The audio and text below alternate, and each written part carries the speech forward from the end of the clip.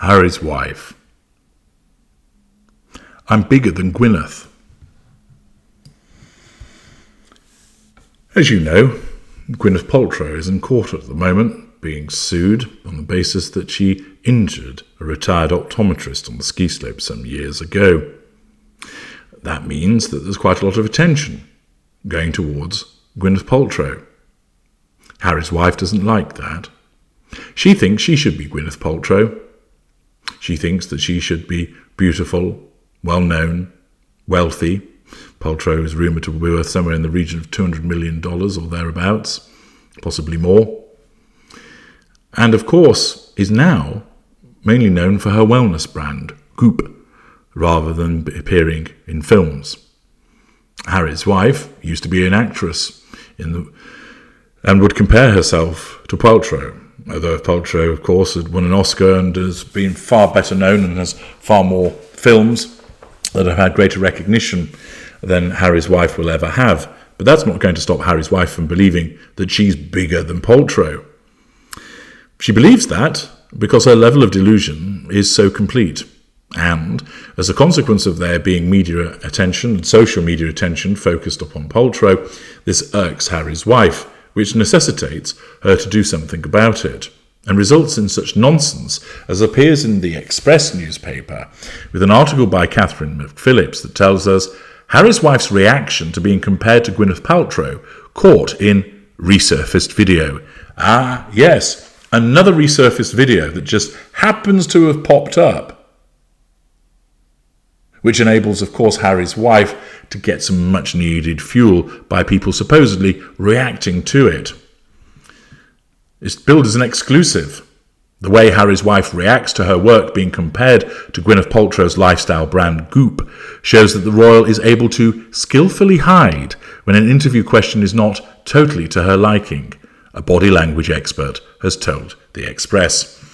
Well, if it's the same body language express as I made reference to in a video of a day or two ago, we're not going to be treated to any meaningful insight, I suspect, because they often get it wrong because they don't understand that they are talking about a narcissist. In order to interpret the body language of a narcissist, you need to know that they are a narcissist, and that has an impact upon the interpretation that goes with it. So I've explained previously, so many people have opined about certain aspects of Harry's wife's body language and they got it repeatedly wrong because they failed to take into account her narcissism.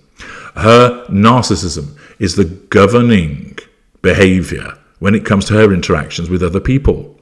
It covers everything that we do when we're involved with other people, when we're contemplating our involvement with them, when we are involved with them. If I am on my own and I pour myself a delicious glass of Voss mineral water, I've done so because I'm thirsty. If my girlfriend arrives and she is perspiring after having gone on a run and I pour her a glass of delicious Voss mineral water, I do so to benignly control her by appearing to be kind. I don't do it because I am kind. I'm doing it for an ulterior motive, driven by my pursuit of the prime aims. She offers her thanks, which give me some fuel. If she's been painted black and I'm devaluing her, I stand there and I drink the entire bottle, leaving her thirsty, causing her to complain. I thus assert control over her in a malign fashion and draw fuel from her.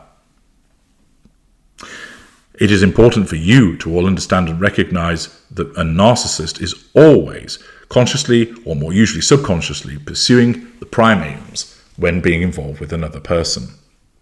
And therefore, not only is the resurfacing of the video an attempt to ensure that Harry's wife asserts control and draws fuel, but at the time, the actual interpretation of her behaviours must be done through the prism of her narcissism. Harry's wife's response to being compared to Oscar winner and Hollywood heavyweight Gwyneth Paltrow suggests the comparison is not totally to her liking. The moment was analysed exclusively for The Express by body language expert Judy James. An interview clip of Harry's wife has resurfaced from 2015, 1 year before she met Prince Harry. The interview shows Harry's wife being questioned by two presenters while attending New York Fashion Week, something that I took the piss out of last week. Interviewer Daniel Martin, who is also a close friend of the now Duchess's, asked Harry's wife about her lifestyle blog, The Tig, which the former actress launched in May 2014. Daniel claims the blog, which covers lifestyle topics such as cooking, fashion and travelling, has been a huge hit. He describes The Tig as so much fun due to the personal voice of the blog. Harry's wife explains, "It's an extension of the things that I just love. People would ask me, where should I go for vacation? Or what is the best place to find a hidden gem of the perfect bite of food? So I interview Michelin star chefs and go and source out the best travel places. And of course, we have to be here for Fashion Week, because the Tig does a lot of coverage of that too." At this point in the interview, Judy, who also recently analysed Harry's wife's response to being interviewed mid-interview, claims Harry's wife shows her intense and awesome skills at creating bonds of very personal and personable friendship. Well, in actual fact, what you're watching is a narcissist ensnaring people by the use of the veneer and a pseudo-friendship. The body language expert explains, Harry's wife is chatty and animated, with some cute, self-effacing, although they're not actually, because there's nothing self-effacing ever about a narcissist, body squeezes, where she pulls her arms into her torso and grins at the audience. However, Harry's wife pauses slightly and shrugs her shoulders after the other interviewer, reality TV star Kristin Cavallari, asks her if the Tig is like your own little mini goop. Now, of course, suggesting that the Tig is a mini goop suggests that the goop is superior. And of course it is. It's far better known, its proprietor is far more well known, and it generates far more money. And therefore it's a fair observation.